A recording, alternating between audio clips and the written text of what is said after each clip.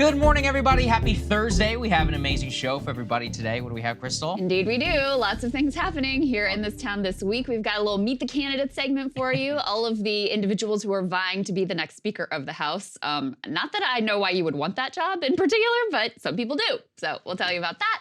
We also have an interesting situation where a number of Republicans are very mad at Democrats for failing to bail out Kevin McCarthy. And there was also some retribution enacted on Nancy Pelosi and Steny Hoyer. They're kicked out of their little special offices in the Capitol. Can't say I'm not. So all of the fallout here, we'll get into that. We've also got a really bad jobs report that just came out. There's another one that's coming out on Friday. We'll see if that confirms the bad news. So we'll get into that as well.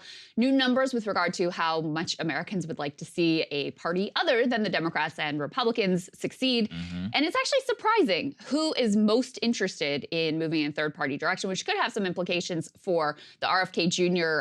Impending independent run. So we'll get into that. And Michael Lewis once again under fire, this time for what appears to be a very sympathetic portrait of Sam Bankman-Fried as he faces trial this week. We're also going to be joined by a United Auto worker who is on strike currently to give us an update from the ground about what is going on and what they are hoping to achieve through their strike. So a lot to get into. That's right. And I just want to say once again, thank you to all the premium subscribers. We've got the upcoming focus group in Atlanta. You guys will be interested in that, specifically about what we're going to be talking about with third parties. So we're going to talk to Democratic voter this time about how they feel about Biden. And also, thank you to all the premium subs helping us support Jordan Sheridan and other on-the-ground reporting efforts as we bring more of an effort in all of these cases. You know, we're having a UAW worker on. It's better to not hear from us. It's better to hear from them. And so that is what you are helping support. BreakingPoints.com if you are able. So let's get to the speaker's race. Just some shocking turn of development. I feel like, Krystal, I have lived several lifetimes in the last couple of weeks. Just from Dianne Feinstein's death onwards, it just feels like things keep on rolling. And now we've lost the speaker. Counterpoints did a great job yesterday summarizing Kevin McCarthy and how he's decided to go right off into the sunset. I actually support that. I support people losing a vote and then having the dignity to be like, you know what, I'm out. Now, though, absolute chaos. The calls are everywhere here in Washington. We now have 2 official bids for speaker, both of which are actually quite formidable. I could see both succeeding. Let's start with Congressman Steve Scalise. Let's go ahead and put this up there on the screen. He announced yesterday in a letter to his colleagues, quote, "It is with that sense of responsibility and purpose I am seeking the conference's nomination for Speaker of the House. You know my leadership style. I have displayed this as your majority leader and whip. I have a proven track record of bringing together diverse array of viewpoints within our conference to build consensus where others thought it impossible." The other one is also a very different style of speaker bid. Congressman Jim Jordan, let's go ahead and put this up there on the screen. He announces, quote, "We agreed at the beginning of the Congress there are 3 fundamental things the House must do. Pass the bills that need to be passed, do the oversight, and rein in the spending. Working with Chairman Green and our leadership, I helped to deliver the most significant legislative accomplishment this Congress, the strongest immigration and border enforcement bill ever, with other committee chairs and members of the Judiciary Committee. I am doing the oversight and holding this administration accountable. I have been amongst the leaders pushing for fiscal discipline with my career." And then at the end, he says, "We must do it together as a conference. I respectfully ask for your support as Speaker of the House of Representatives." Both of these are critical actual bids and really have 2 diverging viewpoints. But I would be remiss if I did not mention the dark horse candidate who has been now nominated by Marjorie Taylor Greene and by Congressman Troy Nehls, President Donald Trump, former president of the United States. As you remember, you do not have to be an actual sitting member of Congress to be the speaker, even though it has never happened. The rules don't say that. Trump himself actually weighed in on that bid. Here's what he had to say. A lot of people have been calling me about Speaker. All I can say is we'll do whatever's best for the country and for the Republican Party. Would you take a job? Great people. Would you take a job? We have some great people. Would you take the job? A lot of people have asked me about it. I'm focused. You know, we're leading. I don't know you. I'm sure you don't read too much in the papers, but we're leading by like 50 points for president. You know, my focus is totally on that. If I can help them during the process, I would do it. But we have some great people in the Republican Party that could do a great job as Speaker. Trump also posted this on Truth Social yesterday. Let's put this up there on the screen. What do we see? Oh, it's Trump in the photoshopped into the speaker's galley, wearing with the gavel, wearing his "Make America Great Again" hat. Krystal, I was telling you before the show, I should note that would actually be against the dress code rules, of which I support, by the way. I do not believe that hat should be worn on the floor, and especially not by the Speaker of the House. But there we have it. I mean, I think one of the ways that we can summarize it and look at it for everyone is this: Steve Scalise is probably the more establishment type of Republican. This is the former leader. He has been now in the position for almost a decade, 2014. He was the whip. He has good relationships with others. He has a very different style, actually, than Kevin McCarthy. And behind the scenes, there were tensions between the two. But he would by all estimations would be the quote unquote establishment choice. The thing is, and I mean, look, I'm shocked that Scalise is running. I didn't even think he would be a viable candidate just because,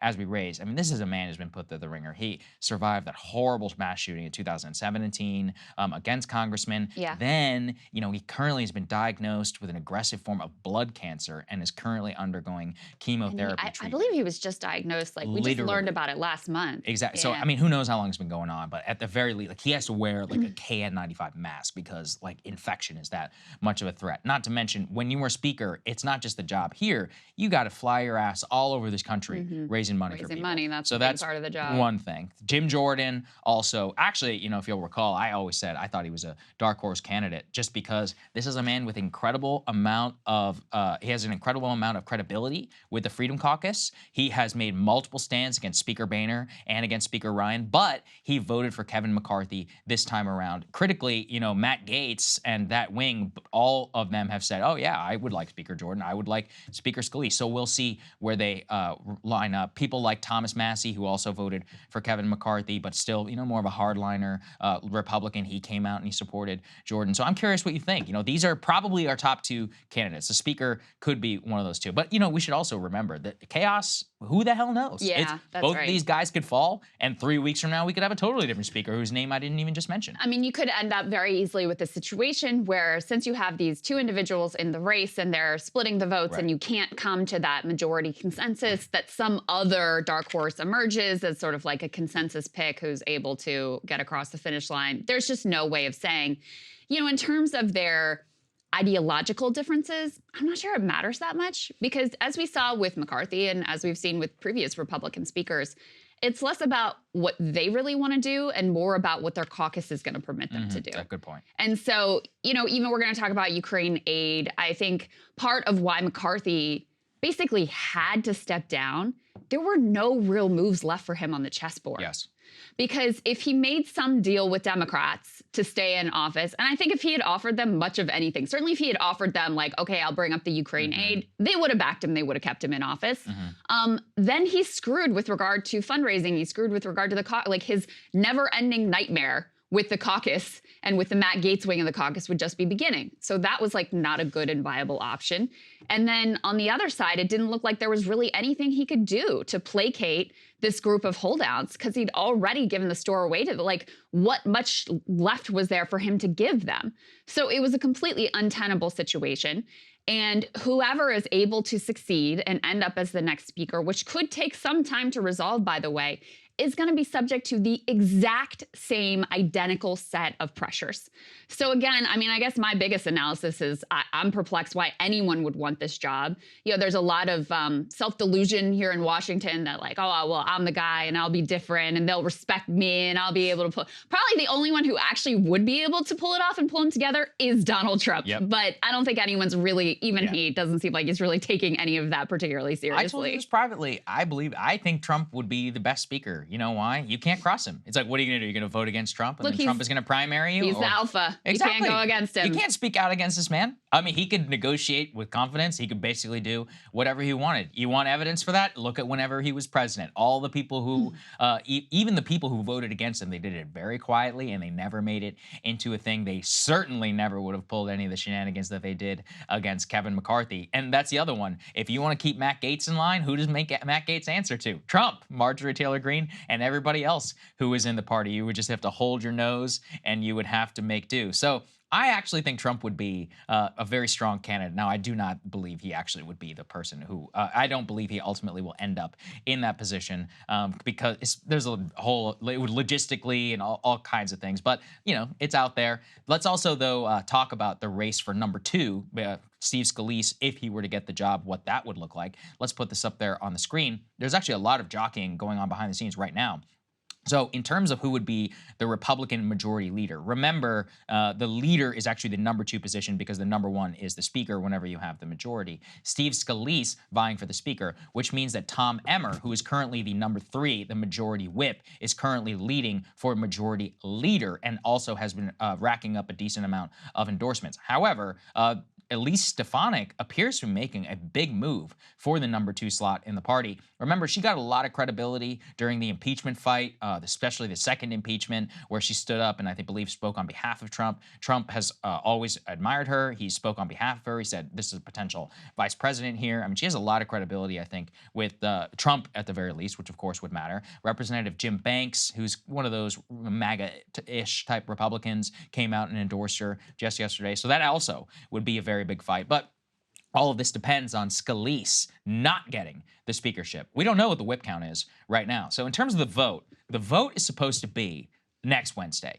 Tuesday, the House will come back in session. Everybody will fly. They'll have a caucus meeting on Tuesday where they cast the initial round of ballots. Wednesday is supposed to be the actual vote on the floor of the House of Representatives. Nobody expects, at least as of right now, that there will be a prevailing vote for speaker on that ballot. Yeah. Although, I think one scenario where that might be possible is that the Republicans say, we're not leaving this room on Tuesday night till we figure this out. And then we go and we vote 218 on the day of the election on Wednesday. They could just say, we're going to figure this out in here. Whoever ends up winning, and we can all agree for the entire caucus, not a single person can vote no, or if they do, you know, maybe they'll just not show up that day, some sort of absence thing in order to rig the vote, just if they can't stomach it. I could see that playing out just because they're like, we're sick of the headlines and we're sick of the chaos. Wednesday, we're coming together and we're going to vote for a speaker. But as of today, not a single informed person, including the congressmen themselves, believe that anything like that is going to happen. Yeah. And remember, nothing can be done in the House until this is taken care of. Yeah. And they just passed that 45-day continuing resolution. So you have that clock ticking in terms of when that expires, you're facing another government shutdown situation. So, you know, it's not like there aren't things that they need to do, but you cannot move forward on anything until you have a Speaker of the House. You know, I don't think that this situation really gets resolved until the next election. Because, and I'm not saying there won't be there will be some Speaker of the House. They'll figure something out. Someone will end up in the position. But in terms of the level of chaos and the dissidents and the way that this is all going down, I really don't think that there is any resolution until either Republicans have a good showing and they increase their margin, because all of this political leverage in, you know, the hands of the Matt Gaetz wing of the party comes from the fact that they have a 3-vote majority. That's where that comes from. And you now have some members of the Republican caucus, Mike Lawler in particular, very vocal that they want to have a vote to expel Matt Gaetz. That would then further decrease your margin. You also have George Santos, who's under multiple federal indictment. So the margin is as narrow as it could possibly be. So you either have a result where they expand their margin and whoever is the next Speaker of the House has a little bit more wiggle room to work with, or they lose their majority, which is very possible. And, you know, you end up with a Democratic House and you end up going in that direction. So I think we're going to continue to see this type of brinksmanship and, you know, unsettled nature of the Republican caucus, just given the nature of their narrow margin, given the fact that you have a handful of people who are willing to do, you know, willing to cause chaos, willing to, you know, go against whoever their leaders are, unafraid of any of that. So you're going to continue to have that dynamic until you end up with a different situation, a different either caucus leading the House or a larger margin for the Republicans? You are exactly right, and that fits very much with the topic of the day, which is Ukraine. Ukraine money is very much in doubt right now. Jim Jordan will bring you a little bit of what he had to say on the subject, but the White House is absolutely freaking out and losing their mind. President Biden making that clear in a press conference yesterday. Here's what he had to say. Disarray on Capitol Hill after your conversation with allies yesterday worry you that you won't be able to deliver the aid that the U.S. has promised to Ukraine? It does worry me, but I know there are a majority of members of the House and Senate in both parties who have said that they support funding Ukraine. With your, I'm going to be announcing very shortly a major speech I'm going to make on this issue and why it's critically important for the United States and our allies that we keep our commitment. Mr. President, are you also concerned about the rest of your domestic and foreign policy initiatives being in peril because of what we saw happen yesterday, the dysfunction in Congress, the chaos that we saw on the House side? Does that concern you in any way? The dysfunction always concerns me. The programs that we have argued over, we passed bipartisanly, I'm not concerned that they're going to all of a sudden come in and try to undo them, although there will be some. There will be some, I'm sure. There's half a dozen or more extreme MAGA Republicans who would like to eliminate just about everything I've done. So Biden saying he's going to give a big speech on Ukraine. If I was a Ukraine person, by the way, I would not want that. I wouldn't want Biden, one of the most least popular presidents, to be the main cheerleader. But hey, you know, go for it, I guess. I'm sure you'll convince us. The big thing whenever it comes to the speaker race is that Scalise and Jordan, none of them have made Ukraine a priority. In fact, Kevin McCarthy is the best friend that Ukraine had whenever it came to somebody who had any even semblance of credibility with both sides. Just to give you an idea, this is Jim Jordan straight from his mouth on what he would do whenever it comes to Ukraine. Let's take a listen. What about Ukraine? Are you willing to move forward with an aid package for Ukraine if you're speaker? I'm against that. What I understand is at some point we're going to have to deal with this appropriation process in the right way. And we're going to try to do that in the next, what are we down to, 41 days. The most pressing issue on Americans' mind is not Ukraine. It is the border situation, and it is crime on the streets. The most pressing situation on Americans' mind is not Ukraine, Krystal. On that, he's 100% correct. The big question, though, is about where Steve Scalise has this. We actually polled some scores. There's a group here in Washington called Republicans for Ukraine. They're not really Republicans. They're like Bill Kristol Biden voters, but they've created a very useful score, at least for me, about where to judge where people are in terms of the votes on Ukraine. And this is according to their score sheet, what Steve Scalise and Jim Jordan have. Let's put it up there on the screen. So they have given Steve Scalise a, quote, B grade overall. That's based on his voting record. The voting record is that he voted aye on the Ukraine Lend-Lease Act, the original one, the Ukraine supplemental appropriation, the extra $50 billion back in 2022, but he voted no on 3 critical amendments which would have extended more aid to Ukraine. He did ultimately support that $300 million to Ukraine with no statements currently on the record. They call him a B. Jordan, though, has been a no.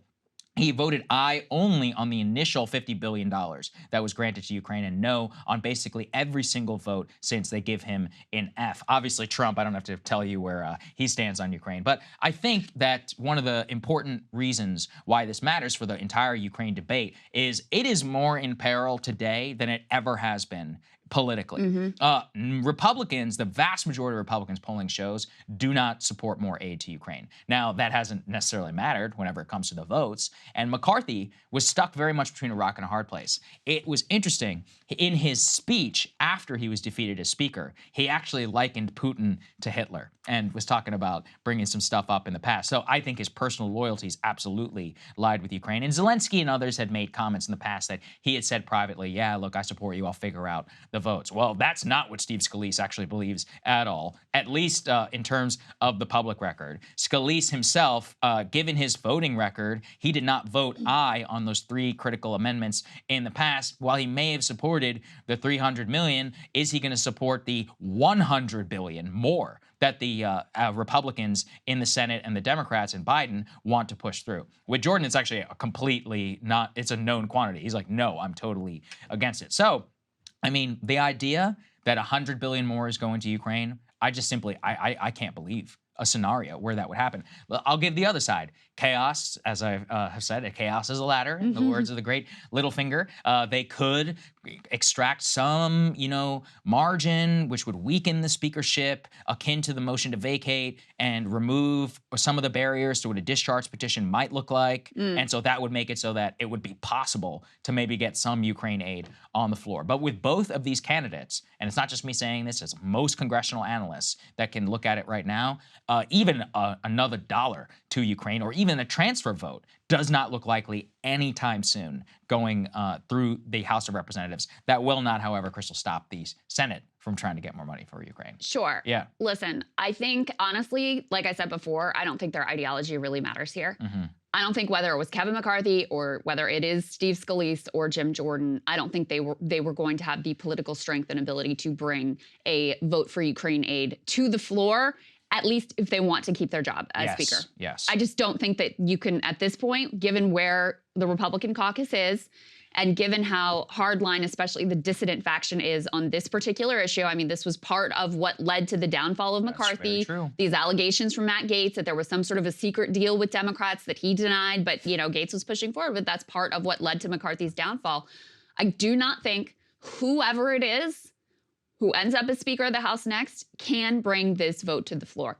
The only way it gets done, as far as I can see, is through some sort of legislative, parliamentary maneuver, a discharge petition, or some other thing, arcane maneuver that I'm unaware of. That's the only way I think that they are able to move it forward.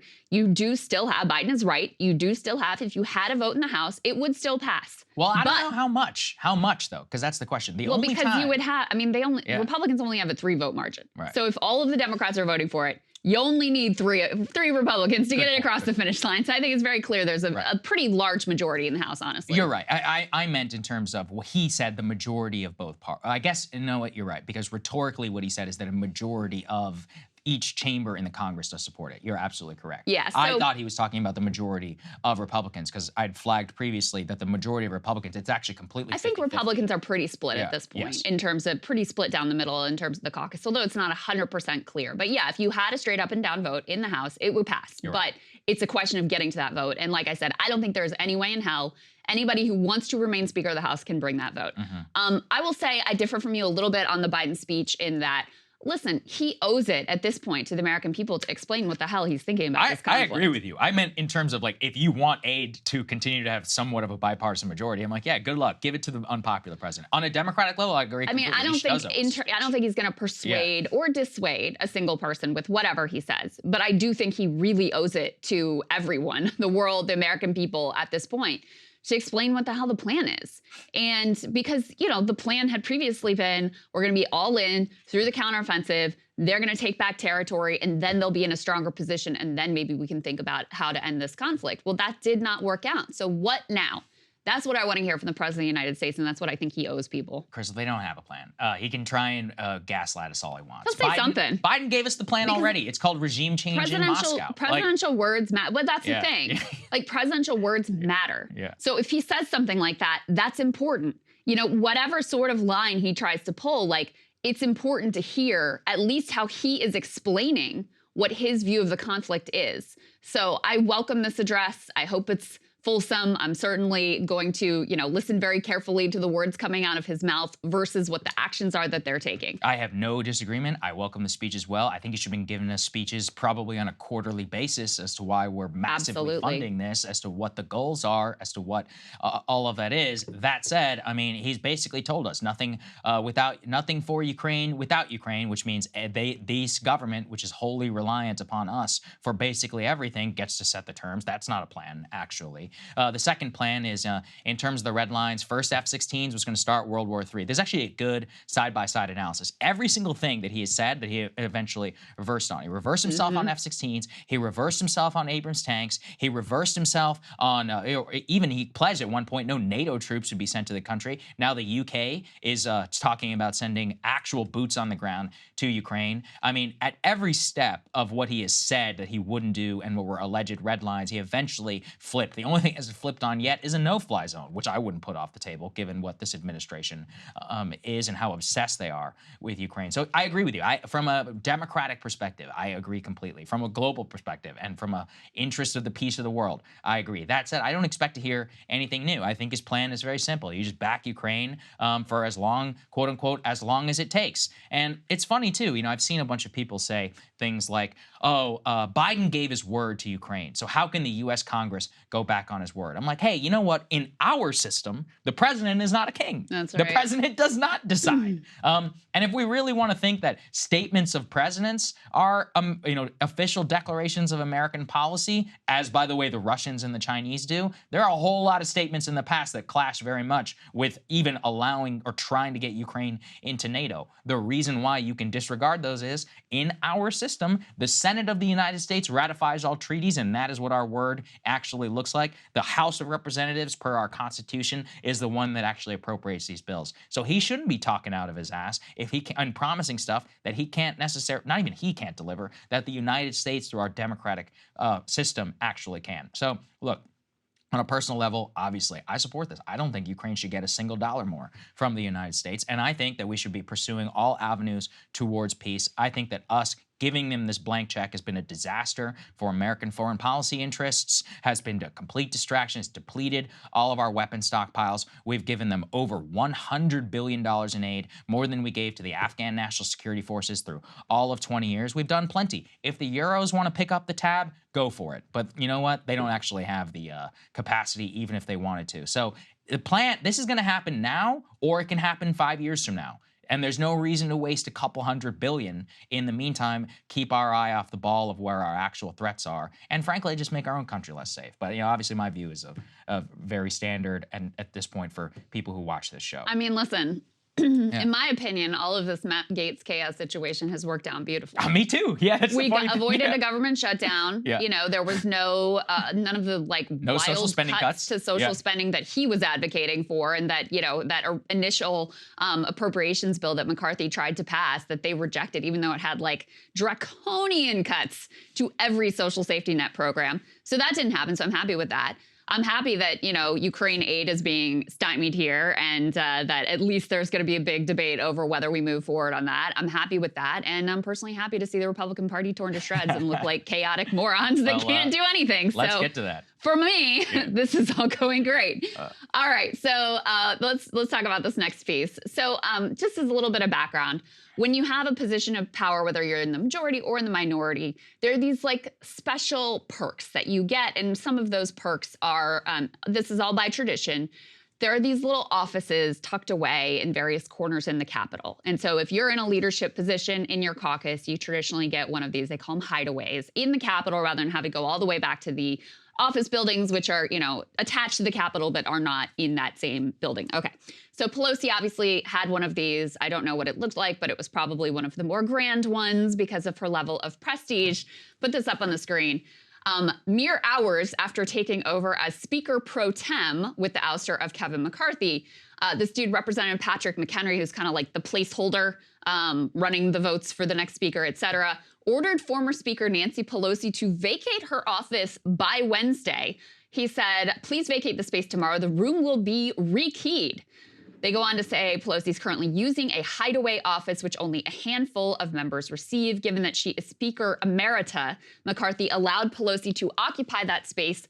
McHenry, who is a McCarthy ally, is clearly less keen on it. There was additional reporting that also Steny Hoyer, who also benefited from one of these hideaway offices, has also been informed that he needs to get out of there.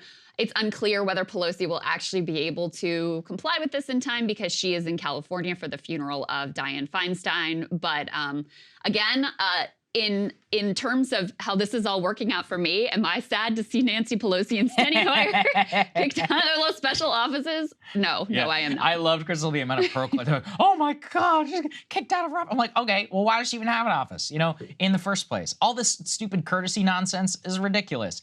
By the way, these hideaway offices, if you ever get the chance, they are really nice. I do absolutely think that if anybody has the chance, they should be able to see them. I've taken a couple of meetings in them in the past, and They're pretty cool because they're all in the basement and all of that. And as you said, the main reason that people want them is the actual offices, as we all learned during the Jamal Bowman thing, are across the street from the Capitol. And it is kind of a pain in the ass. Well, especially it's a little far. Well, especially if you're in Rayburn. So for those who don't know, the Rayburn House office building is, I think it might be a more than a half-mile walk actually from the Capitol, which is a pain whenever you're running for votes. So there's actually a little subway like that people take in the House of Representatives. It's kind of fun if you're ever here and you're a tourist. You should go do it. And you can come from the Rayburn House office building to the floor. That's where senators also have one from the Hart Senate office building, which is similarly far from it. But that's why they all want a Capitol office, because then they could just be in the U.S. Capitol already. So it's much more a matter of like pain in the ass factor and all of that. That said, I'm not really sure why the former Speaker of the House deserves an office, and especially the former Democratic whip. Pelosi was like, well, I let Speaker Hastert, whose name we probably shouldn't talk about anymore, actually have an office whenever he was out of power. But the thing is, Krystal, is Pelosi is not just a former speaker. She's not even the former current leader of the party. Right. Hakeem Jeffries is the only one who should have office space in the Capitol. Traditionally, it's really only leadership. She doesn't, as far as I know, have an official position of leadership in the Democratic Party. You're just another member at this point, unless you're the secret leader of the Democratic Party, oh, right, then it actually would make sense. Oh, now I'm starting to understand where things come from. Also, people may think differently from the outside, and all of the office space in the separate office buildings are also allocated by like seniority. Yes, all seniority, yeah. So if you're a freshman member of the House, your office is actually really shitty. Yeah, it's usually in Rayburn or in Longworth, and it's very small. You would think, it's members of the House, you're in the Senate, you're a member of Congress, whatever. You would think there might be some grant. No, they're just like very standard and actually quite small office spaces where you walk into one room, there's like a secretary sitting right there, and then usually there's like one small office over here, one small office over there, and that's it. So that's why they really covet these like special perks of the hideaway office and whatever. So all of this though speaks to the fact that, and I think this is personally hilarious, that the Republicans are furious that Democrats did not rescue Kevin McCarthy's lame ass, which it's like, to me, why would they? Like, I see no reason why they would rescue him. And also, it doesn't even seem to me like he wanted to be rescued, because he did not offer them a single thing in terms of trying to make a deal. And there was 100% a deal to be made. You don't think if he offered them Ukraine aid that a significant number of them wouldn't have come over and held their nose or whatever and voted McCarthy back in? Absolutely not. So they absolutely would have taken that deal. So it's not even clear to me that he really wanted to be rescued, because as I laid down before, he was in an impossible bind. There were really no decent moves back on the chessboard. So anyway, I find it hilarious that out of this whole thing, which is all total intra-Republican Party stuff, that there are a bunch of people on the right and in the mainstream press who've decided that the real culprits here are the Democrats. Here's Fox and Friends taking exactly this line of argument. Take a listen. So the Democrats, under the leadership of Hakeem Jeffries, wrestled with whether or not to support and save the speakership of Kevin McCarthy. Ultimately, they decided not to.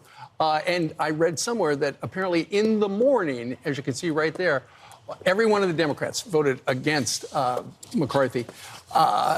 That's what you get for trusting a Democrat. Bingo. Right? I know. Bingo. They tell you one thing and then they pull back and do something else. Instead of winning over your caucus, instead of getting the 12 appropriations bill, instead of getting term limits, which you promised, you trusted the Democrats to save your tail. You trusted the Democrats to save you with the CR bill. I mean, it's no wonder why he's not speaker. And very much in the same... I kind of agree with Lawrence there at the end. There was nothing really that McCarthy could do at this point, because he put this insane appropriations bill on the floor that, by the way, a bunch of moderate Republicans ended up voting for 40% cuts to Social Security office or whatever, which still ends up failing because it wasn't far enough. So it just doesn't seem to me like there was really any move left for him to make. And in the same line of argumentation, Matt Lewis over at the Daily Beast put this up on the screen.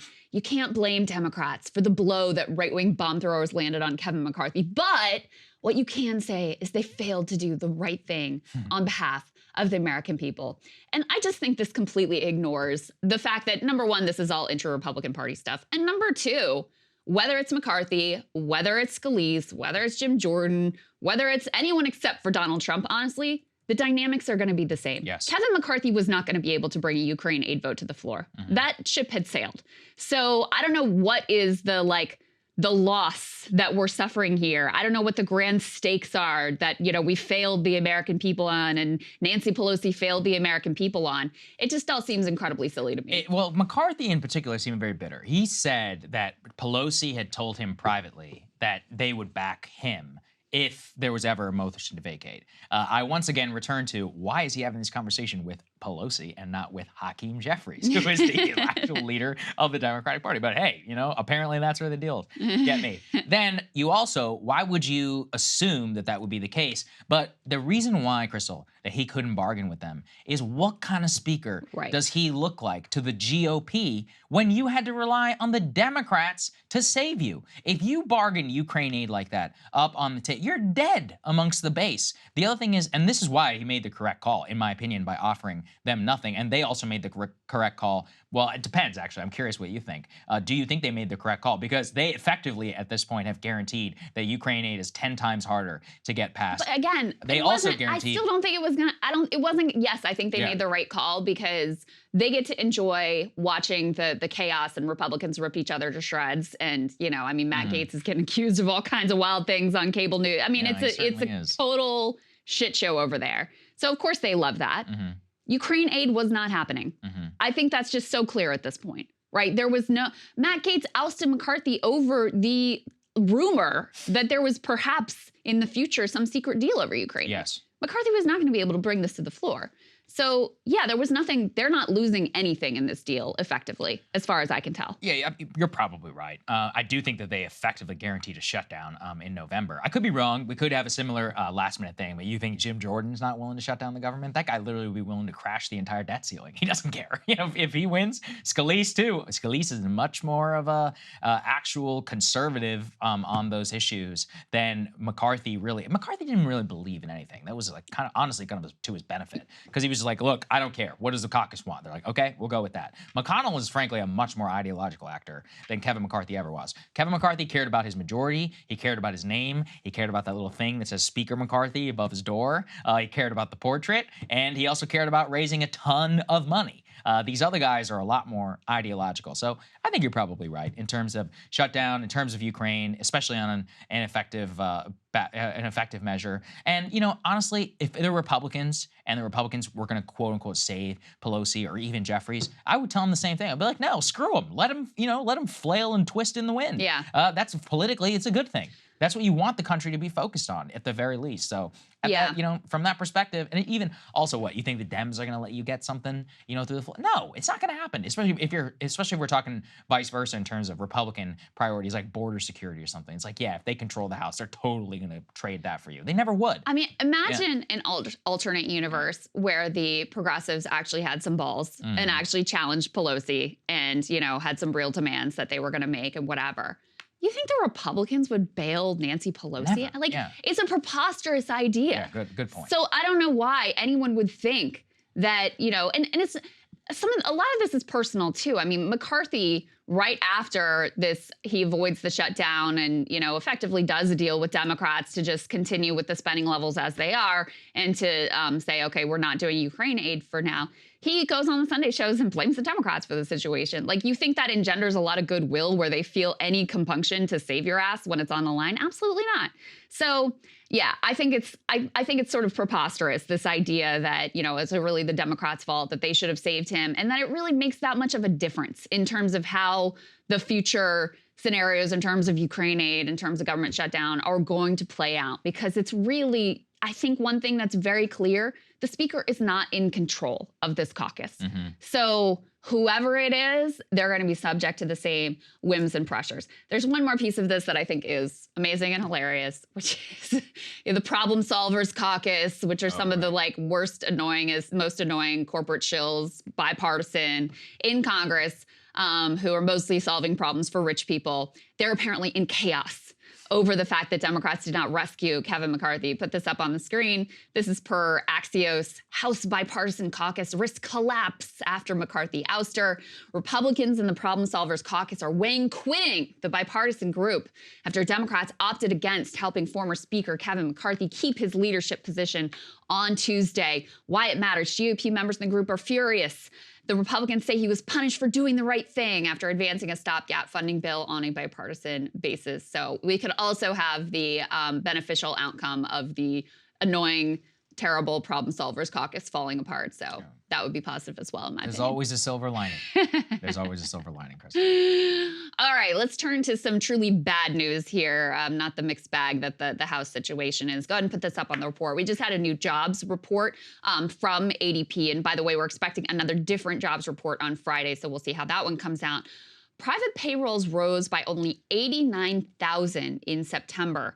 That was way below what economists were expecting to see in this report. They were thinking that we'd add more like 160,000 jobs. So, I mean, we're almost half of what the expectation here was. Let me read you a little bit of the details here. They say the report provides some sign that a historically tight labor market could be loosening and giving the Federal Reserve some incentive to stop raising interest rates. Well, that part would be good. They also said, though, that not only has the job market slowed, according again to this report, annual wage growth has also slowed.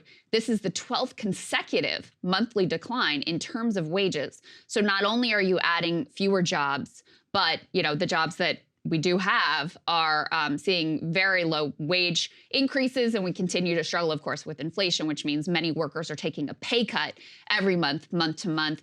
Now, they go on to say this ADP report can be significantly different from the government's official count. That's the one that comes out on Friday.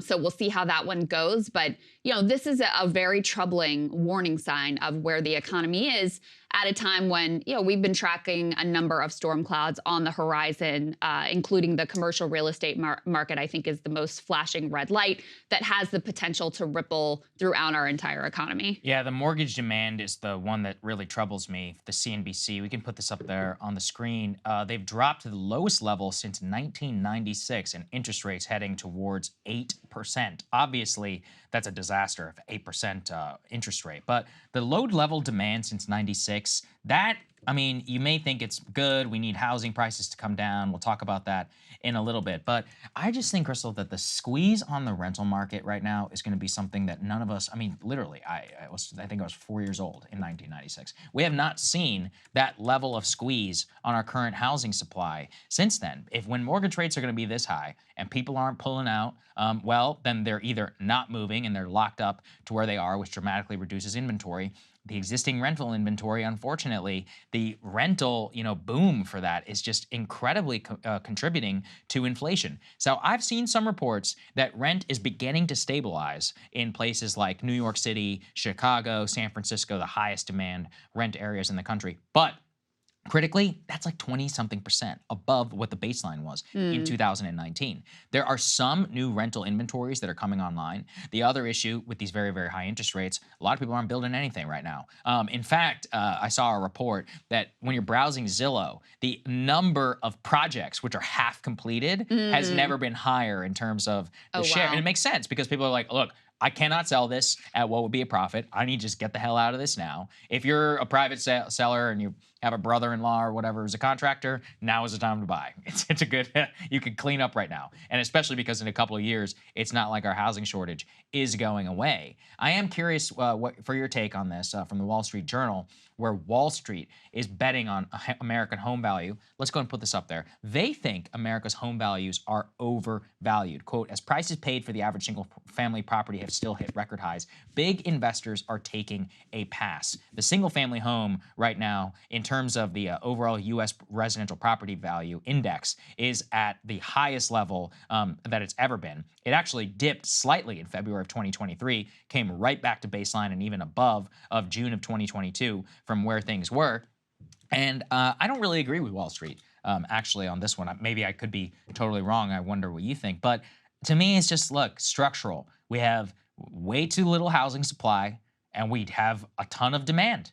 More and more people are, quote unquote, coming online Every year the people get older, they get to the place where they want a house. The pandemic massively changed the actual living preferences for the vast majority of Americans. They want more space. When you want more space, that costs money. And then more space, especially with the inventory that we have right now, which is large, you know, it's big. Like I think the average American wants like a 2,200 square foot house or something like that. Well, you know, those are expensive. So, and they don't exist very much, and we're building less of it. So yeah, you know, we could talk housing prices, 6 months and all that. You shouldn't even be betting on that in the first place unless you're literally like a hedge funder. But I don't know. It just seems like prices have nowhere to go but up when the supply is down and the demand is only continuing to be high and high in the future. Even if you're a, you know, a residential landlord or something, you could still get probably a pretty good rent from where you could have not that long ago. Yeah, I mean, I really don't know, but there is a logic to the prices, which is just what you said. Yeah. There's no supply.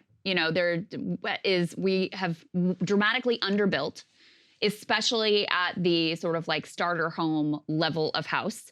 Now with mortgage rates inching up to almost 8% on average now, people who are in a home, they don't want to sell. So then you don't have that churn adding to the supply on the market. So yeah, if you don't have sufficient supply, just thinking of like the basic laws of supply and demand, the prices make some sense to me. You know, if the report is accurate, it's kind of a double-edged sword, because on the one hand, you're like, oh, okay, good. Private equity is like not like buying up whole neighborhoods like they were. They're taking a step back. That's probably a good thing. They're not, you know, buying up the American dream as they were aggressively doing before. On the other hand, if you're like, you know, paying too much for a house to get ripped off, that's a bad side of things. So I don't know. I'm not sure whether it's accurate or not, but it's interesting to see the way that Wall Street is looking at all of this. In terms of the overall economic numbers, I think there's just a lot to be very nervous about, because not only do you have a housing market that is wildly unaffordable and basically it's sort of frozen, right? Mortgage demand way down. People can't buy homes. People can't sell homes. Everybody's just sort of stuck in place, right? So housing market that is totally stuck. You've got commercial real estate market, which is like actively in a free fall and with a huge debt reckoning coming imminently over the next 1 to 2 years. You have student loan debt payments, which are just restarted this month, and a lot of question marks about what that's going to do to consumer spending. And you continue to have, you know, a lot of worries overseas. You know, we've been covering what's going on in China. We're not insulated from, if there are huge shocks to a giant economy like that and there's massive fallout, like that's going to hit us as well. So there's a lot to be very wary of. And when you add on top of that this latest really bad jobs report, because the one thing that you could say about this economy was, okay, well, wages might be low and inflation might be high and there might be these other problems, but at least there's a lot of jobs, right? And that tight labor market has also really contributed to the labor energy that we've seen in all these strikes and all these new workers forming unions, which is incredibly positive, incredibly hopeful. The tight labor market has been a key part of that story. So that part is going away and easing up. It's a very troubling picture overall that we should be keeping our eyes on. Yeah, because that was always the Biden defense. They're like, yeah, but look at the unemployment rate. And like, it didn't matter how much we talked about inflation, underemployment, wage growth, you know, all the structural factors which make it so it's like, yeah, it's great to be employed, I guess, but it's better than being unemployed. But you know, what's worse is high unemployment, which is frankly what they want. They want the Federal Reserve, and very high inflation, which is caused structurally by a whole bunch of supply issues. The price of gas, shelter remain the two driving forces behind all of inflation. Those basically have nothing to do with government spending. They have a lot more to do with real policy implications. And so when you look at that, you know, it's a very, very tough situation for the average American right now. The only thing worse is unemployment, which appears to now be going up. So we talked a lot about this. The Biden people were betting on a quote unquote economic recovery coming in 2024. Looking at this, I actually would probably take the other side of that bet. Yeah, it's not looking good. It's definitely not looking good. Let's go ahead and move on to some interesting new numbers from Gallup, which ties into how Americans are feeling about, I mean, this ties into the whole show, right? How Americans are feeling about a totally dysfunctional political system and about the inability to deliver for regular people. Put this up on the screen. You now have support for third parties up to 63%. 63% of U.S. adults currently agree with the statement that the Republican and Democratic parties do such a poor job of representing the American people that a third major party is needed. That represents a 7 percentage point increase from just a year ago. And it is the highest since Gallup first asked the question back in 2003. And Saagar, part of what was really interesting and surprising to me was that the largest numbers of support for a third party are with independents. That part makes sense. But you now have a majority of Republicans, 58%, who endorse a third U.S. political party. That's up significantly. It was just 45% a year ago. The only other time more Republicans than now expressed support for a third party was in a late January, early February 2021 poll conducted after the January 6th riots, the second impeachment of Donald Trump, and the presidential inauguration of Joe Biden. There has also been an uptick in support for third party among Democrats this year from 40 to 46%, though still less than majority back the idea. So a lot of the movement in this poll towards support for a third party is actually on the Republican side of the ledger. I think that's fantastic. The more that the individual parties become less legitimate in the eyes of the public, I think that's fantastic. In terms of the Republican side, we can explain it a couple of different ways. A lot of it is that Trump's dissatisfaction. The majority of Republicans do support Trump, of course, but many people who are Republicans don't. And that's actually very evidenced in the data. The last time that third-party support was this high in the Gallup tracker was January of 2021. Anyone want to remember what happened around then? It was January 6th. Right. So a lot of people were upset with the direction of the party, and a lot of Republican voters in particular. Here's the other thing and why you can reconcile this. You could be a Trump Republican and not actually be a Republican at all. You're more just you're a Trumplican, I guess, or something like that. You just support Trump. You don't support the overall party apparatus. You don't believe in the RNC. You don't care about like the Reagan rule about insulting. You're like, no, I love Trump. Trump is my politics, not the Republican Party, not Vivek Ramaswamy or Mike Pence or any of these other people. I got nothing in common with those people. So of course they would be actually supportive of a third party, because if Trump were to run as a third party, I think he would win a lot of those voters. So the more that Trump turned the Republican Party into a cult of personality, by an extension, he actually dramatically reduced the overall credibility of said party. Now, I'm fascinated by the Democratic number, because 46% for a bunch of people who are hardcore institutionalists and love the media and all that stuff, that's very high. I don't know where that comes from. I think it could be Biden age. It could be, I mean, there's a lot of things. I wonder what you think. How it can be a near majority. In the I have to think that the numbers would be very clearly skewed by age demographic. Yeah, so true, I think, right. the younger part of the Democratic coalition is extremely dissatisfied with this party. Feels like their priorities and their like ideological inclinations are completely sneered at. They feel dismissed by this party. They feel like this party does not care about what they want, is not responsive to them, takes them completely for granted. And they just don't have that same level of just, Democratic Party loyalty that perhaps previous generations did and still do. So that's my guess, is young voters. And that's where we see the largest amount of dissatisfaction within the Democratic coalition with Joe Biden himself. So that's my expectation of what is going on there. And I mean, the overall numbers just reflect the fact that people are unhappy. They feel like the country is in decline and decay. They feel like there's a rot at the core. They feel like, they have no hope for the future. They feel like they're never going to be able to buy a house. They feel like they're not going to be able to send their kids to college. They feel like they're never going to be able to pay off their college student loan debt. They feel like neither of these parties is really delivering for them on these, material realities that are making their lives very stressful, very difficult. For young people, also, the climate crisis looms really large, and they see a little bit of action, but then they see like 2 steps backward with a bunch of new oil leases, et cetera, from the Biden administration. So that level of dissatisfaction, as reflected in third-party support, makes a lot of sense to me. Now, I think it's always important with these third-party polls to put in a note of caution, which is that our electoral system, the way it's set up, is set up to crush third parties and make them not viable.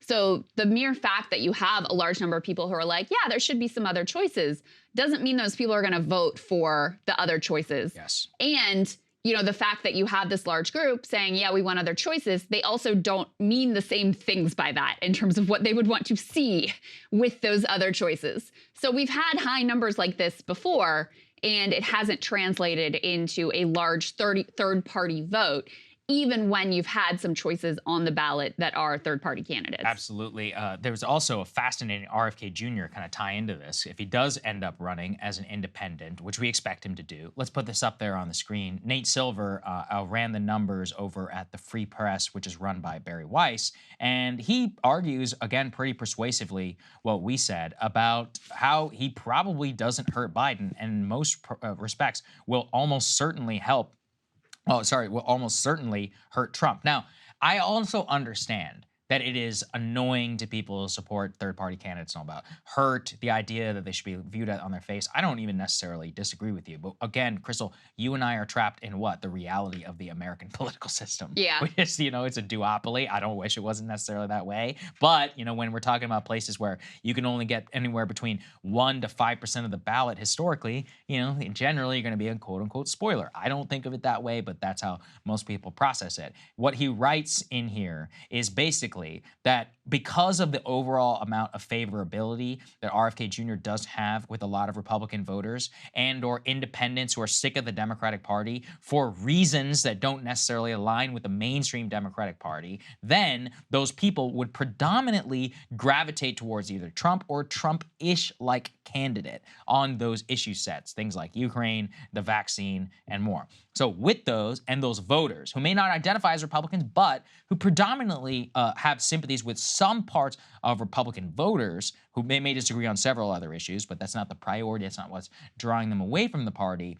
Largely, it is going to hurt in a duopoly system. So I think that when you look at that and you also see the Republican figure be so high, to be such an attitude and an appetite, if you will, for like something different, RFK Jr., especially with the Kennedy last name, with the specific issue set that he is most passionate about, I would view that very much as an avenue for him to be able to gain a lot of Republican votes. I'm not arguing he shouldn't run, by the way, but actually, funnily enough, I've started to see big MAGA Twitter accounts shift their focus. I actually saw one, this guy DC Drano, if anybody knows, he's over 1 million followers on Twitter. And he was like, hey, I'm guilty of this. He's like, I propped up. He was actually very open. He was like, I elevated RFK Jr. because he was a cudgel against Democrats. He's like, now I'm going to start highlighting all the bad things about him because I think he's going to hurt Trump. And I was like, wow, that's a very... so naked. By the way, I love that. I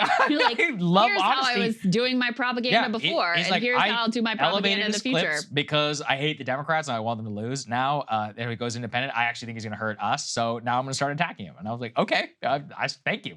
Wow. for telling us. I hope all people are that straight.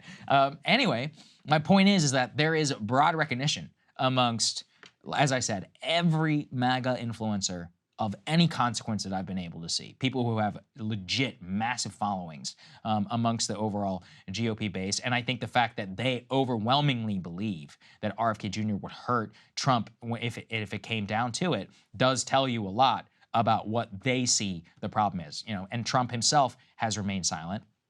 This amount of data on third parties is also just another indication in that direction.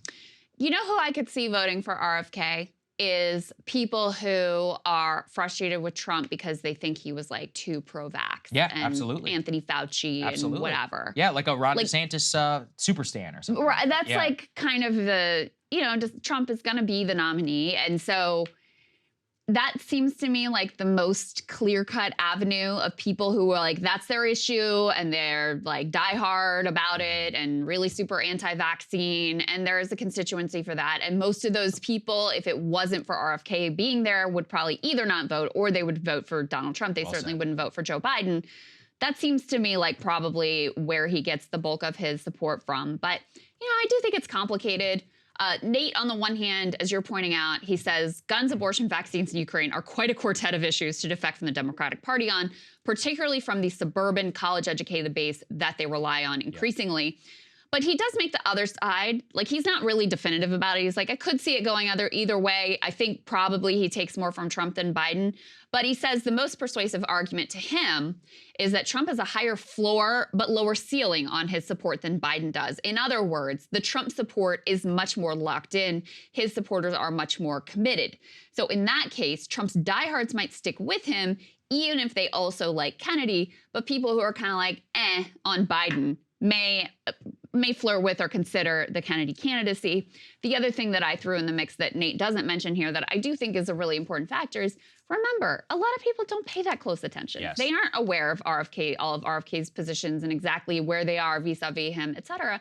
He's got a Kennedy last name. And there is a lot of just like historical affection for that name in the Democratic Party. I think it's a big part of why he has the support he has in a Democratic primary, in spite of the fact that he still has these, very low approval ratings within the Democratic Party. So it continues to not be totally clear cut to me. I do think, and put this up on the screen, apparently there's a Kennedy campaign insider who told Mediaite that that RFK running independent is going to F Trump. So he was pretty clear about it. It's also kind of revealing the way this Kennedy campaign insider talked about RFK and about his assessment here. He says, this is going to F Trump. Bobby's values are much more in line with patriots, meaning, I guess, Republicans. He's against big pharma. He's pro-Bitcoin, decentralized so the government can't control it. So anyway, for what it's worth, RFK and his campaign seem to think this is going to be more of a problem for Trump. Very likely, it doesn't actually make that much of a difference either way. It's possible. Because especially if you have votes kind of split, some of the people might have gone to Biden, some of the people might have gone to Trump. Who knows? And historically, Americans just don't vote in that large of numbers for third-party candidates, especially if you're not going to have a bunch of MAGA influencers who are going after him, who aren't giving him the platform and the cover and the adulation that they were giving him when he was running against Biden. That could also change his favorability rating and the appetite for him within more Republican-aligned independents. So I don't know. We'll see. We will certainly see. Let's move on to the SBF trial, which remains ongoing, but honestly, a more meta crisis of biography. Michael Lewis, who I got to admit, was one of my favorite authors, but he really is stooping to a very new low here with effectively a defense of Sam Bankman-Fried, not only in his book, but in recent interviews. Take a listen to how he defended him in a recent interview with Chris Hayes on MSNBC. I had come down in the Bernie Madoff category when I read the indictment. Yeah. That's not really the line this book takes, or your impression of it. Well, so just for starters, I mean, I think this is an important distinction. Everybody shouts at me when I make it. But Bernie Madoff, it was a Ponzi scheme. And there's like a definition of a Ponzi scheme. There's no real business there. So Sam Bankman-Fried had two businesses. He had this hedge fund he called Alameda Research, but he had this crypto exchange. And the exchange was a gold mine. It generated $1 billion in revenues in 2021, like $400 million in profits. It was real. Without the hedge fund there to screw it up, it'd still be there. It was a casino. It was just like they took little slices of every transaction in crypto. So, and the other one is still around, right? Coinbase, or whatever. Yeah, well, there are a bunch of them that are still around. So, and the most money in crypto has been made by people who bought Bitcoin when it was zero, or people who created these exchanges. So there was this real thing, and the alleged crime kind of makes no sense. He blew up a $40 billion business for this kind of hedge fund on the side that really was his legacy business, is how he got into crypto in the first place. But they didn't bear a necessary relationship. What? The alleged crime kind of makes no sense? What are you talking about, dude? The thing is that it actually is very analogous to Madoff. He's totally wrong. The whole SBF thing actually made me go and read the definitive book on Madoff, and the parallels are striking. You need money coming in the door, one way, to prop up an allegedly good business over here, which has fantastic margins and has all this awesome stuff, but is basically backstopped by fraud.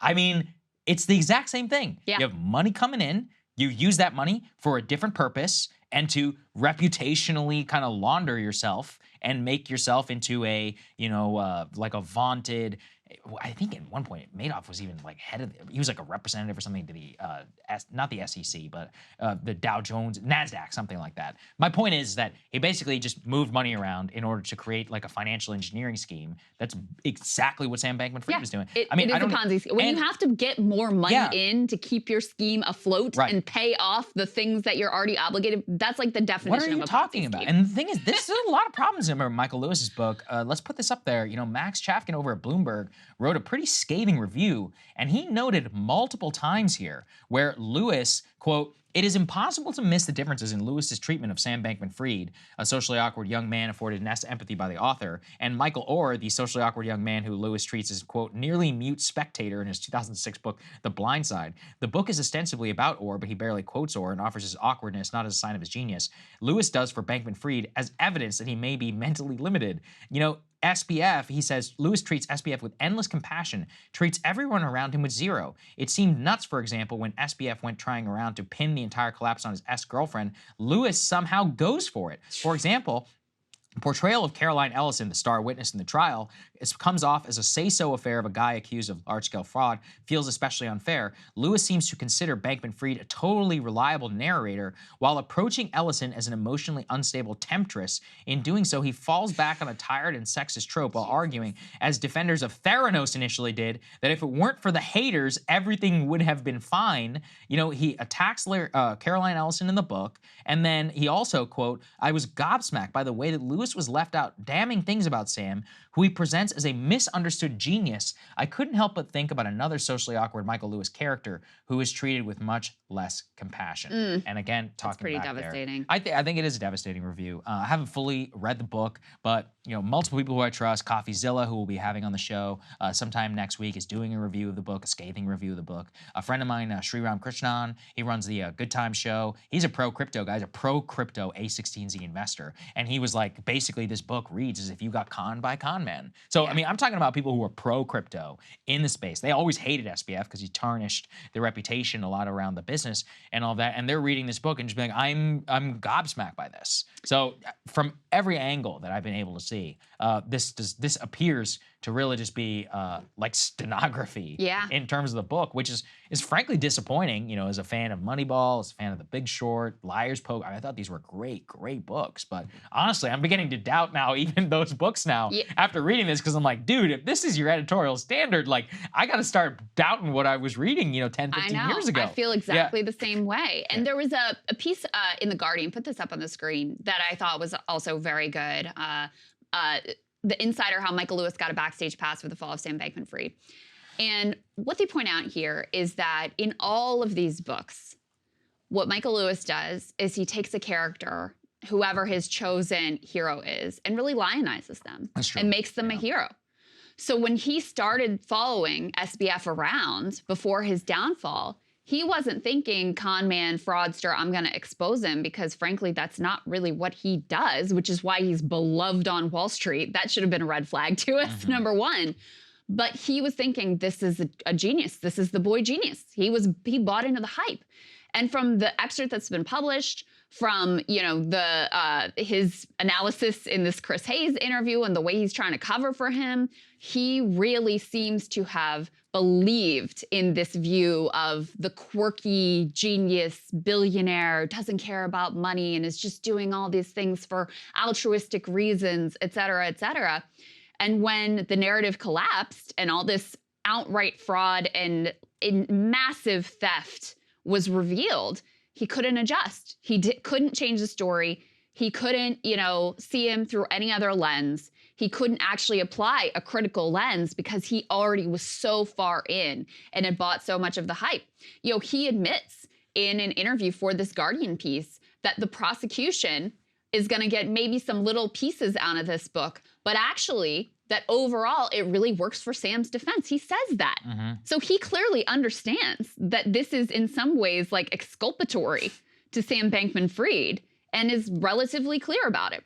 He also says to Lewis, I'm reading from that piece now, whether Bankman-Fried is innocent or guilty is in a sense moot.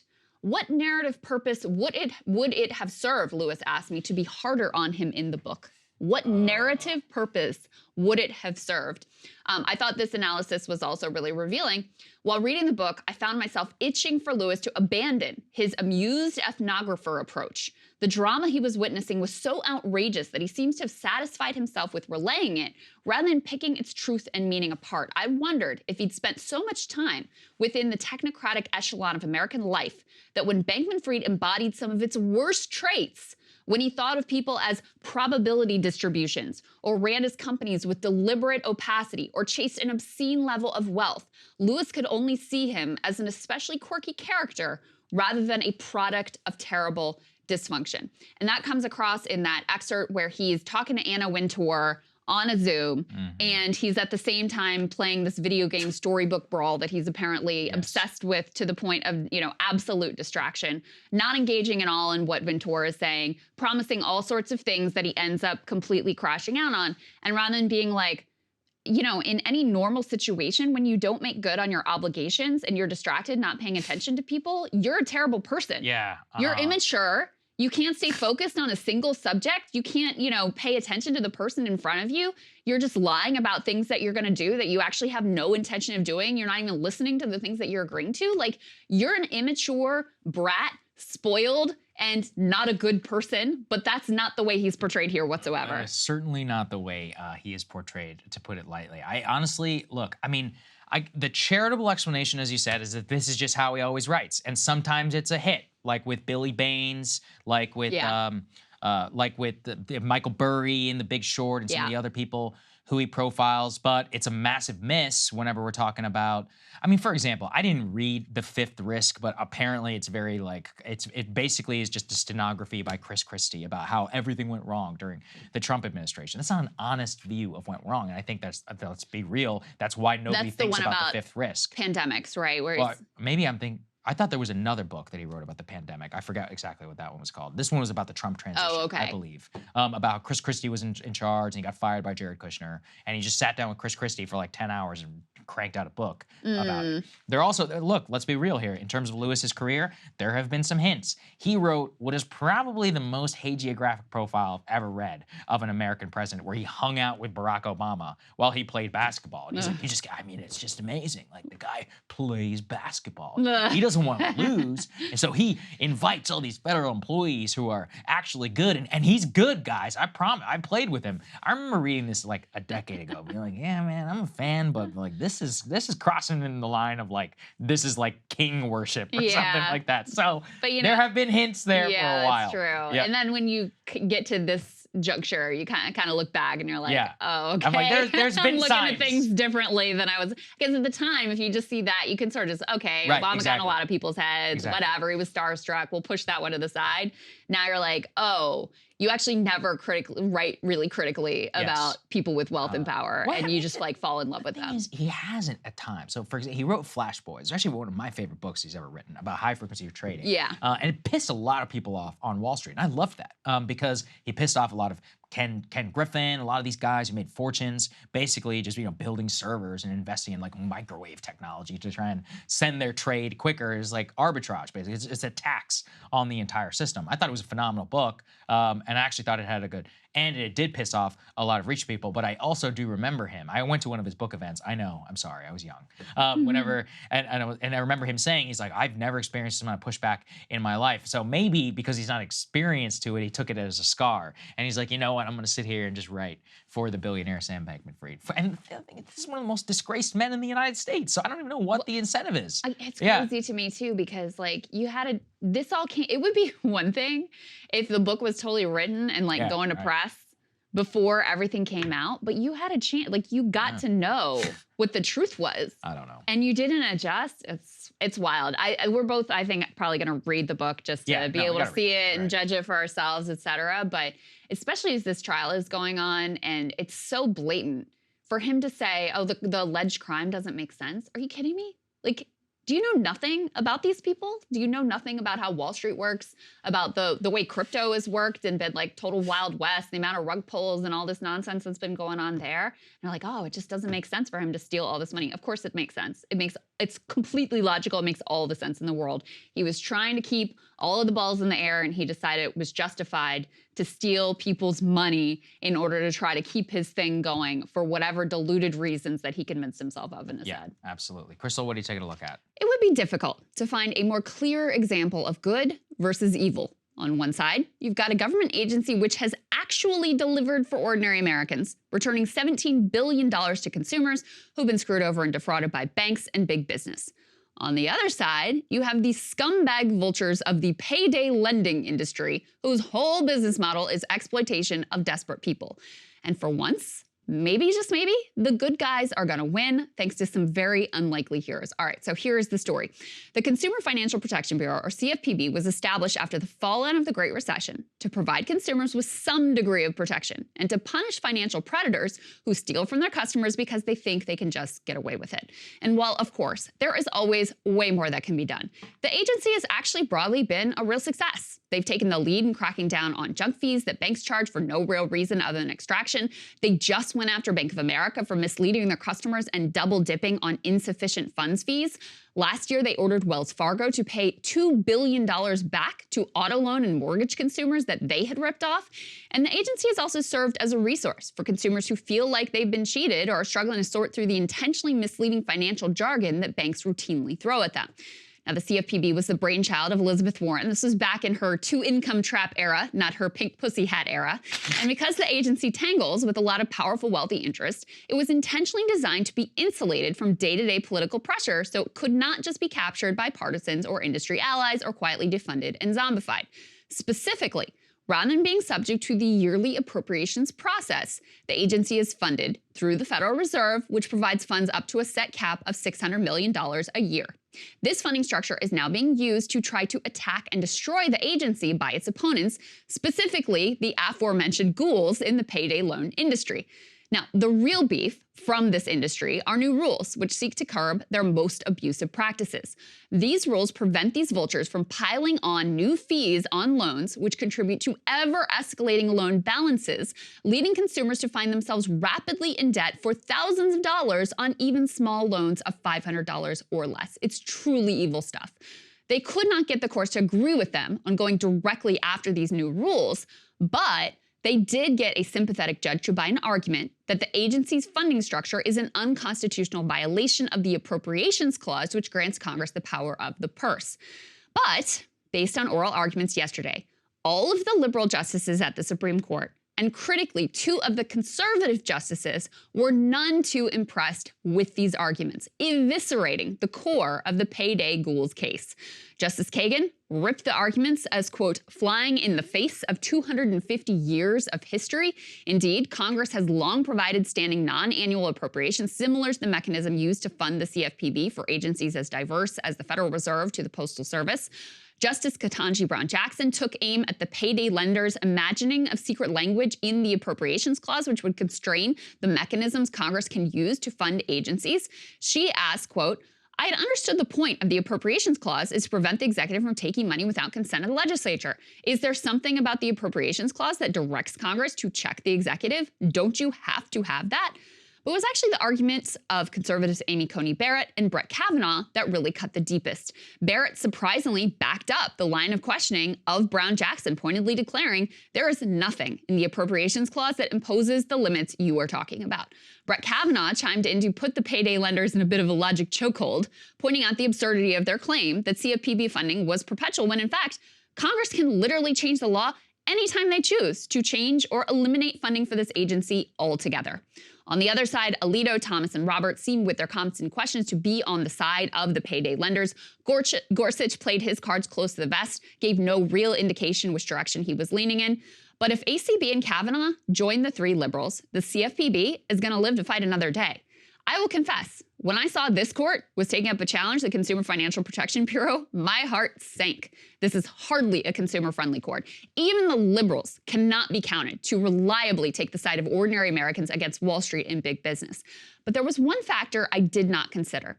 The funding question for this agency strikes at the heart of all agencies that have these type of standing appropriations, not just this one that does happen to help consumers. And quite a bit of the financial architecture that banks and home builders in particular rely on for market stability would be under threat with a finding in favor of these payday lenders. That is why a coalition of mortgage bankers and the home builders and realtors associations filed a series of friend of the court briefs on behalf of the good guys against the bad guys. So perhaps the fact that in this instance, the needs of consumers happen to line up with the interests of some big Washington power brokers is actually going to end up saving the day. Trump justices and mortgage bankers teaming up with liberals to actually preserve something good. Did not see it coming, but I will absolutely take it all day long. And Saagar, I actually came to realize in speaking with Kyle about this monologue, he actually got money back from the Consumer Financial Protection Bureau. Yeah, and the story is interesting. It shows you what this agency does and why it's actually worth preserving. Yeah. So a while ago, he was like out late at a bar, left his credit card there as one does. Called the next morning. People, called the next morning to like stop the card and whatever. And in his hungover stupor, they sold him on some quote unquote fraud protection thing that's like $10 a month. He's like, all right, fine, to make sure, you know, his identity's not stolen, et cetera.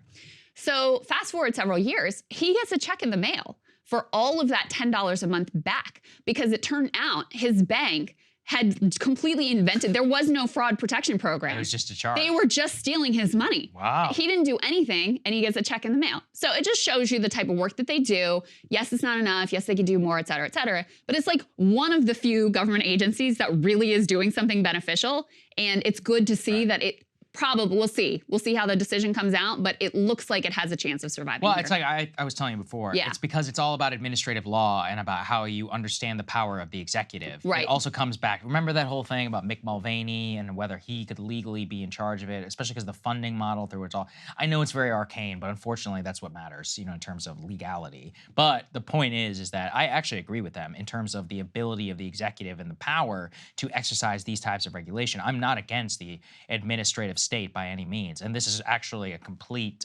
ideological real fight. That's why Justice Thomas, Justice Alito, and Roberts, they are very much more of the original, the Federalist Society mindset, where like they don't believe in this administrative state-like power for anything from the EPA to the CFPB to, I don't know, the Department of Education. Yeah. Like, for example. That's kind of what the ideological fight is about. Yeah. Well, I honestly thought Kavanaugh's questioning was sort of the most trenchant because their whole argument is like, oh, well, this is taking away the power of the purse from Congress if you have this standing appropriation. And he's like, no, it's not. Congress can change it anytime they want. Yeah. They just have to pass a law.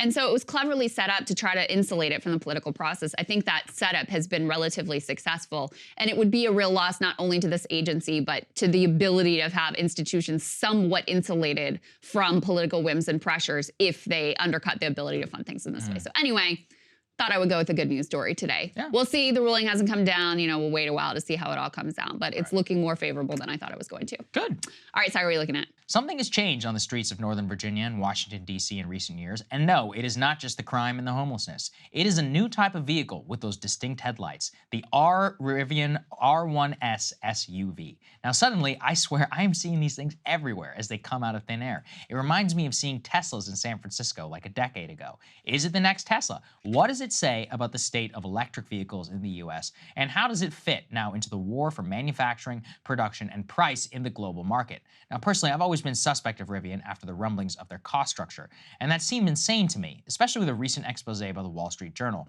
Rivian cars technologically have some awesome specs. They cost on average about $80,000.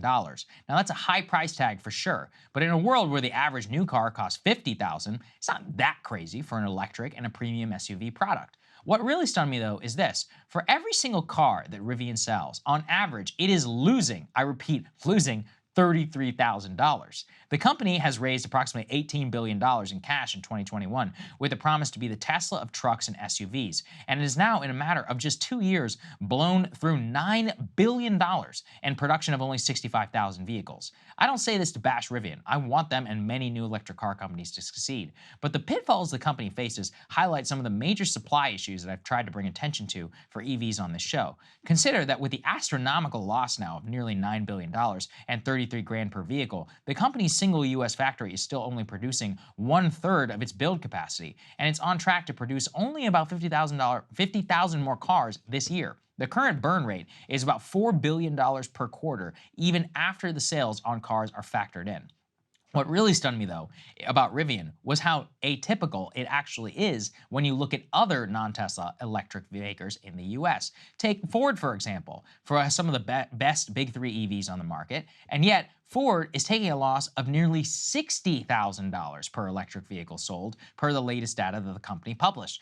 Total losses for the company on electric vehicles just this year total some $4.5 billion, with the Ford Model E alone representing $1.8 billion in losses. Now, the losses predominantly are located in upfront costs associated basically with the startup within a major company, and they demonstrate really the difficulty of getting electric vehicles to mass market. Stellantis and GM do not publish specific EV losses per vehicle, but there's no indication they've somehow secretly discovered magic and are not running similar deficits that other car makers are.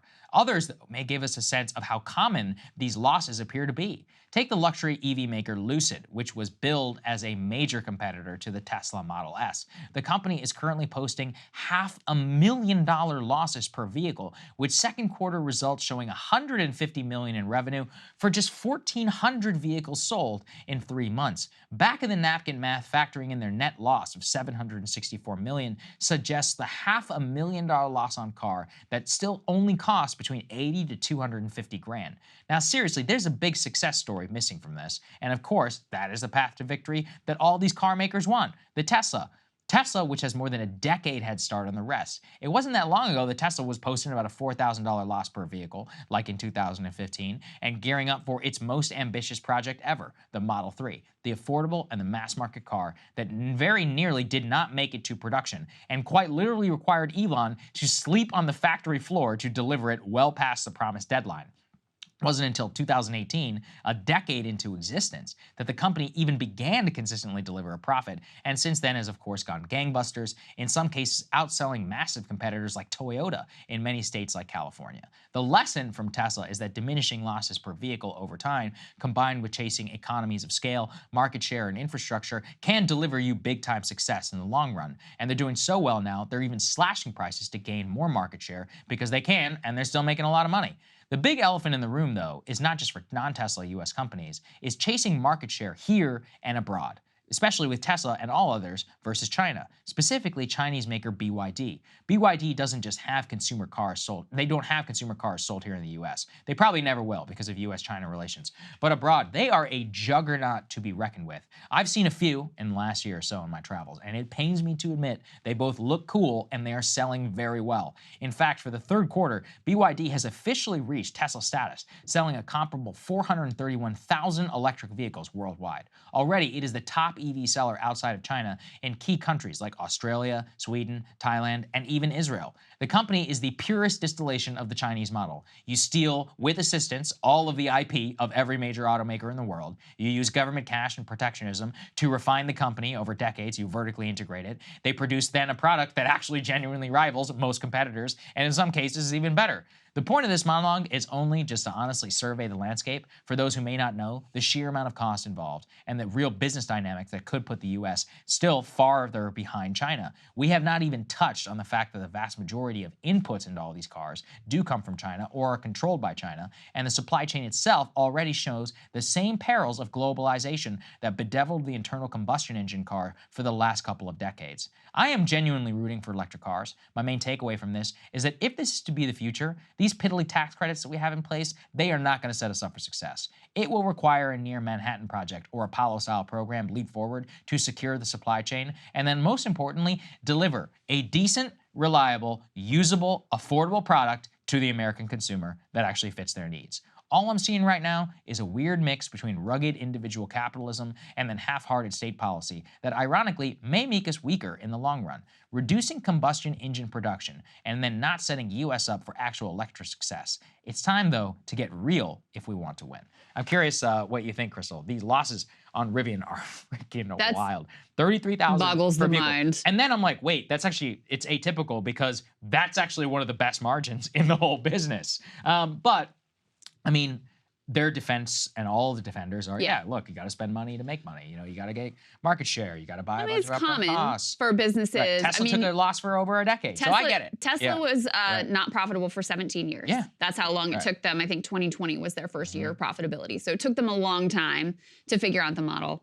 And that's what all of these automakers argue is basically like, once we get up to mass scale, then it'll be a different dynamic. So we'll see. And, you know, I do think like the Inflation Reduction Act is a step in the right direction in terms of trying to make these, the segment of the economy competitive.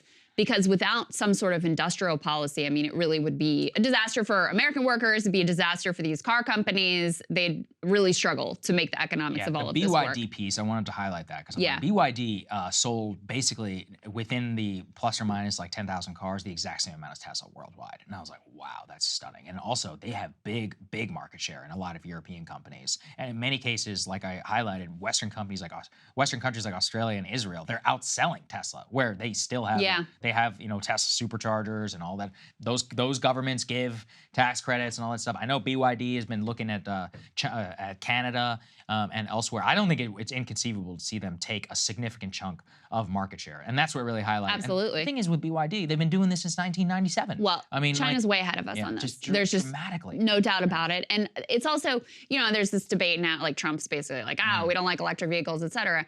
This is whether the US government is supporting our domestic industry or not. This change is happening. And especially if you look at the global numbers of electric vehicle sales, it's skyrocketing. Like, this is going to be a massive industry in the future.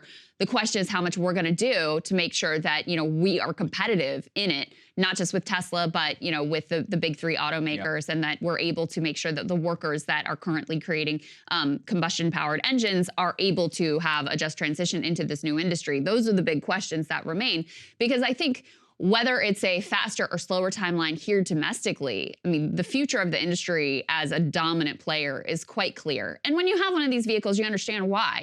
Both of us have electric. Less maintenance. Less maintenance. They drive really great. There's a lot that's very beneficial. It is a superior technology outside of right now, the consumer experience on two fronts. Number one, the cost up front. And number two, the fact that there is not sufficient charging infrastructure. If those pieces get figured out, and especially over time as you end up with mass production and you work out the kinks, the cost can come down. They're doing the tax credit. So you can see the future of that working out. You need this huge investment in charging infrastructure. But I do think that there's inevitability around it. It's a question of timing, and it's a question of whether or not we are going to be competitive or whether it is going to be largely taken over by China. I will say, I'm going to give a shout out. The new Kia EV9, it looks sick. It's like a Rivian competitor. It's an SUV. This thing looks pretty cool. I think the Rivian is weird looking. You like it? I like the headlights. Yeah, I like Really? I would not buy it's one. It's like trying too hard. It's trying to be like, I'm futuristic. Look at me. It depends. I mean, the main reason I would not buy one is I'm like, what if this thing needs a software update in 5 years? Like, you really gonna be around? It's like you're not spending $85,000 on a car minimum for and just also I read a story about how one guy got rear-ended in a Rivian, and because of the way that they make them, they wrap the steel all the way around it. It cost $45,000 to repair the Rivian, where a fender bender for like a Toyota Camry is like what, like $400? Oh, so it was just like a fender bender and it cost literally a fender bender. I'm not kidding. Like a tap, the bumper comes down, but because the entire piece of steel has to be like replaced just from that small dent, it costs $45,000 to the point where the insurance company ending up like in a lawsuit over this entire thing, and then jacked insurance rates for all Rivians. So anyway, we still have a lot of kinks. There's some things to figure out. EV9 is a cool looking car. All right, we got a UAW worker actually standing by, so that's very fitting. Let's get to it. Very excited to be joined live now by Jim Rowe. He is a veteran auto worker with UAW Local 12 in Toledo. He's also currently on strike, and he's a 40-year UAW worker who also spent 16 years as a UAW rep. So we're very lucky to have him join us this morning. Great to see you, sir. Good to see you. Good morning. Thank you. Good morning. So first of all, just give us an update on your spirits. How are you feeling about how things are progressing here? We're doing good. The talks are going good.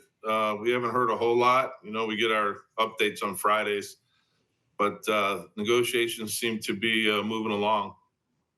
Jim, there's been a lot of talk here in Washington about demands. I've personally found it frustrating that everybody talks in percentages. Could you just lay out one of the reasons that you guys are on strike, one of the reasons that I understand you've been walking the picket line yourself, some of the conditions, the raises, what you guys have done in the past, just for our audience who wants to hear it directly from a worker?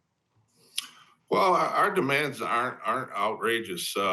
In 2008, 2009, when we filed bankruptcy, we took cuts, and we took big cuts. And then in 2013, when they started hiring again here in Toledo, our new hires were making $15.78 an hour, and they're still, when they hire in today, $15.78 an hour. No one can live on that wage. It's not a living wage. you have to have a second job. And for making that kind of money and going into the plant and working hard and hurting your body, they deserve an increase. Jim, I wonder what you've made of some of the political attention. Obviously, you had current President Biden walking the picket line. You also had former President Trump going to Michigan, saying he was sort of supporting auto workers, but then speaking at a non-union plant. Does this political piece factor into any of this for you all? It doesn't. We try to keep the political side out of it. This is for the working class of America. We need to stand strong and get what we deserve, and this is going to help out the whole working class of America. Yeah, Jim, I mean, I think one of the things that people really want to understand is about the mood in the country and whether you guys feel as if you're getting the support that you need. Let's put the politics out of this and think about the American people. Do you feel as if the American people are with you? Have you seen, the support for unions? We're seeing that reflected in polling. I'm curious how you feel it actually on the ground. Actually, it's great. The people are for us.